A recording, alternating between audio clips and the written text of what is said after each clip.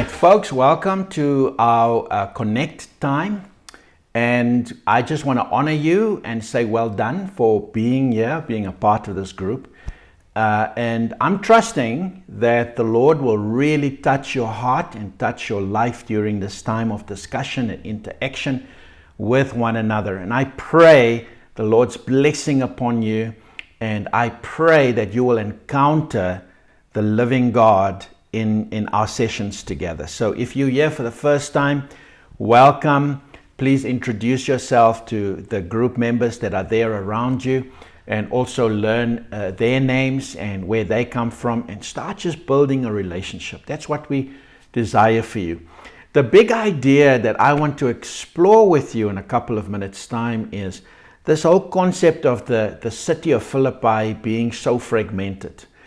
We see that the city of Philippi, and there's also the Bible Project video on YouTube that you can go watch, which gives us the breakdown of the book of Philippians.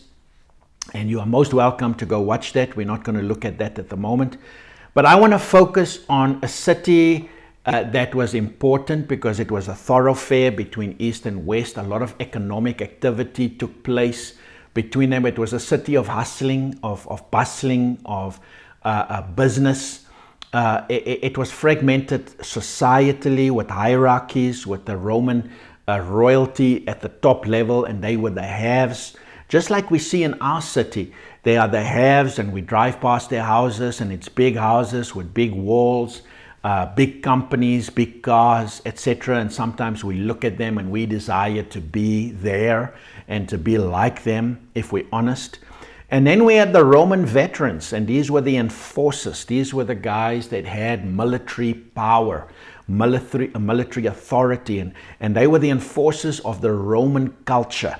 So who would argue with a Roman veteran who is completely convicted that the Roman way of doing things is the right way? And they were the enforcers, not at the same level as the royalty, but still enjoyed a lot of privilege, because actually Rome put them in Philippi because they didn't want to give them land, just put them in a city and give them some privileges. And then we had the Greek business people. Now, the Greeks really didn't have voting rights. They weren't seen as citizens necessarily of Rome. But what they loved about Philippi, and Philippi being a Roman colony, was that they didn't have to pay taxes. So they were free from certain subsidiary payments that was due by other colonies of Rome, but not Philippi. And so they didn't make a big noise about not being citizens, because they enjoyed the fruits of economic power, and some of them did well. Even women could do well in this society, as we see with Lydia, who was a trader in fine linen and purple cloth.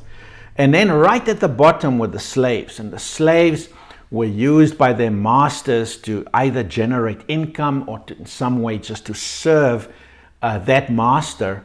And they traded with human beings. Slave trade was part of the thing, but these were the lowest of the low. So we see that hierarchy, and nobody on a certain hierarchy would relate or interact with somebody on another hierarchy, maybe on some superficial level, but not really in a meaningful way. And same religiously. There was religious fragmentation. There was the goddess Artemis, the equal of goddess Diana of the Romans, on which Wonder Woman was loosely based, and the imperial cults where they worshipped Caesar and royal personalities.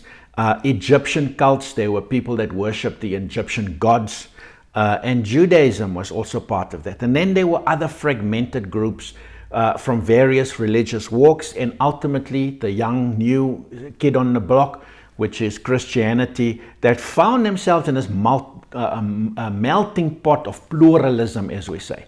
And we find ourselves in a similar situation in our city. There is these hierarchies, and you feel intimidated by those that have. You feel maybe you look down on others that don't have.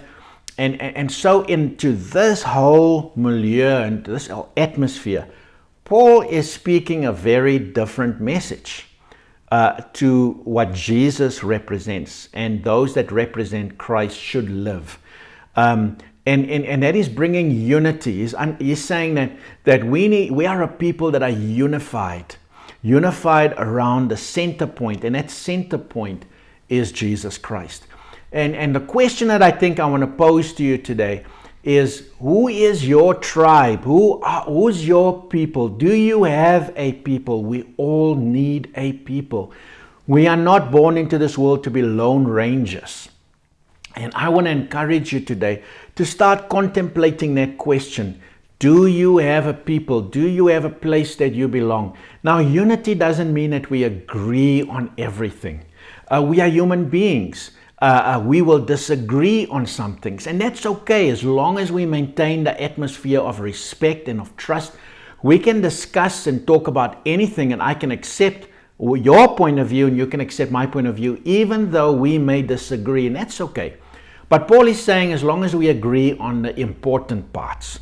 Now, what are the important parts? And he lays that out for us, which we're going to talk about over the next couple of weeks, about who Jesus is and what Jesus came to do. If we build our lives around Jesus, then that means we're both growing into the same direction. Jesus being the point, I'm here, you here, and we both growing into the same direction. Eventually, we're going to come out at the same point because Christ is our focus. So my question to you is, number one, who is your people? Who is your community? Do you have a community? And if not, why did you consider becoming part of this community? But even before that, what is your stance towards Jesus? Who is Jesus in your life? Was he just a great guy? Was he just a great prophet and a religious figure? And that's by the way. And you don't want to be a Jesus freak and all that stuff. What is your stance with Jesus? Do you have a community? And what is your stance with Jesus? God bless you.